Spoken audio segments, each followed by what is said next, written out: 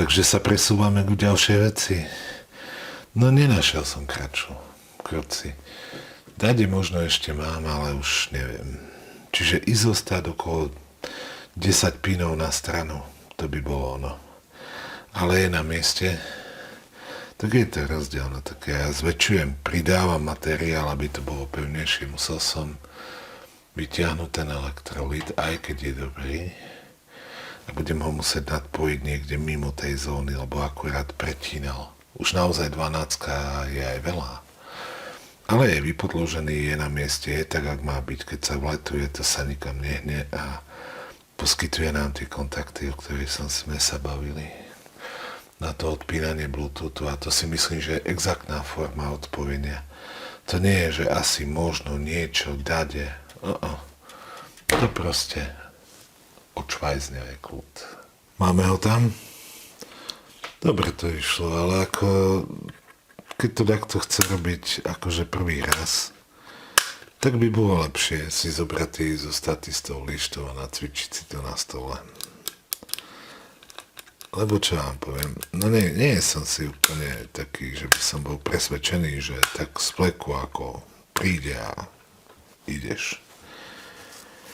Dobre, takže ešte vletovať a bude to OK, bude to parádne.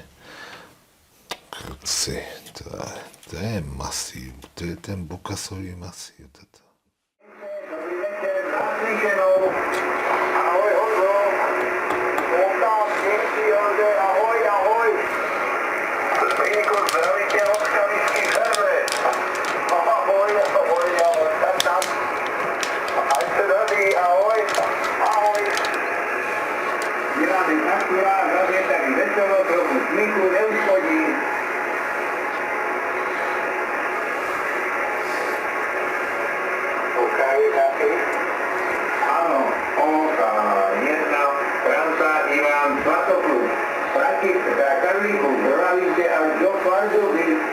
Dobrý večer, jeden je aj 10. Počasí u nás minus 5, ráno minus 10, zúbaté sluničko.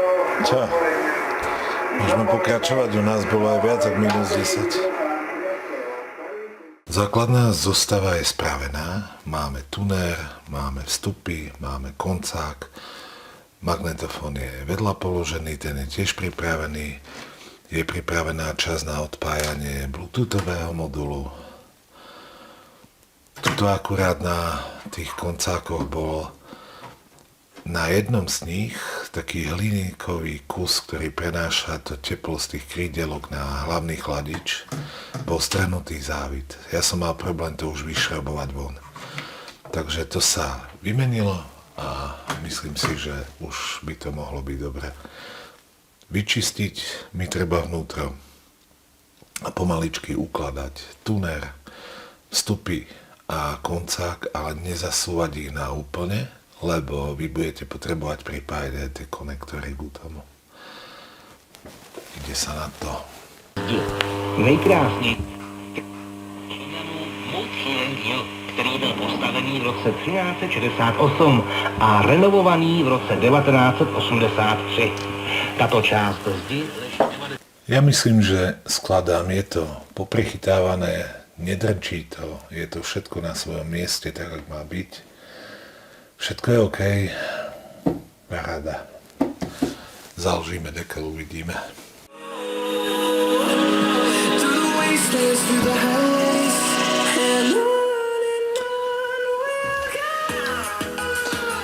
Tak, jeden by sme mali. A test si urobíme zajtra pri normálnom svetle a nie takto. Ale to, že jeden je hotový, to neznamená, že je hotové všetko. To znamená len jedno, že máme ďalší na poradí. A ďalší máme tu. Toto je ten lepší. Vidíte, to nie je dobré, treba to začať zabaliť, potom ja vyberám ten bordel z tých mriežok. Takže ty si v lepšom stave ako ten tvoj predchodca, no. Mne už ten sa zdal byť veľmi dobrý. Čisté dvierka, čisté plasty. Vyzerá to nádejne. Toto už zoberieme len v takej zrýchlenej forme. Dobre. Takže jeden máme. To je dobrý začiatok, keď už nie je koniec. Aspoň, že tak.